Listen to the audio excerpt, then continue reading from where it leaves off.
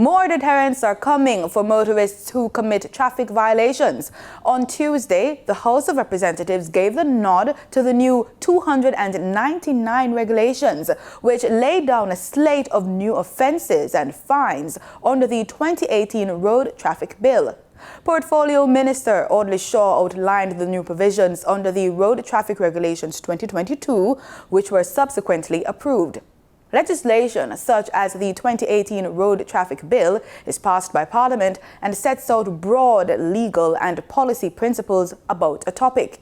It describes requirements and can include punishments for breaking the law. Regulations, like the Road Traffic Regulations 2022, are described as rules, bylaws, and some codes that define and control how the authority operates to implement the law. Raquel Robinson tells us more. Motorists who commit road traffic offences are to be ticketed electronically for offences committed when surveillance is implemented under the 2018 Road Traffic Act. Portfolio Minister Audley Shaw says the new electronic monitoring and surveillance regulations will allow for remote detection of offences and ticketing using cameras and other electronic devices. Since 2012, we have seen a steady increase in road fatalities in Jamaica. It has to turn around. It's common practice for motorcyclists to ride without a helmet, but Minister Shaw says under the new Road Traffic Act, motorcyclists will be required to wear Bureau of Standards Jamaica-approved helmets, whether purchased locally or overseas. Safe operation of motorcycles and pedal cycles is targeted through specific provisions governing their use on roads.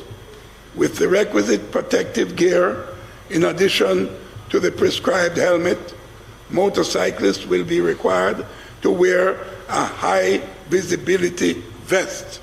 Also, general driving rules that have traditionally been only included in the road code, such as driving on the left, right-of-way rules at intersections, overtaking and other maneuvers, and parking prohibitions are embedded in the regulations. Use of traffic control devices, as well as other restrictions on the use of the road to direct the actions and behavior of drivers are addressed. The different types and classes of traffic control devices and how they should be used on the road are outlined, with details of traffic signs set out in the 10th schedule. Provisions address damage or obstruction of traffic signs, whether deliberately or accidentally. Additionally, rules relating to pedestrian crossings are also included, with the mechanism for establishing and removing crossings being simplified and brought in line with current practice. Other new regulations include the requirement for driving instructors who are paid to become certified, as well as licensing of driving schools. This is to be monitored by the Island Traffic Authority, ITA, which will keep a registry. Minister Shaw says where the instructor is a family member, certification will not be needed.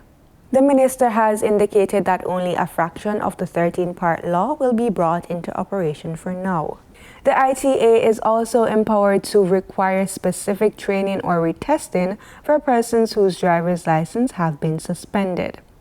Members of Parliament from both sides of the aisle welcome the regulations, but caution that enforcement and public education were equally important.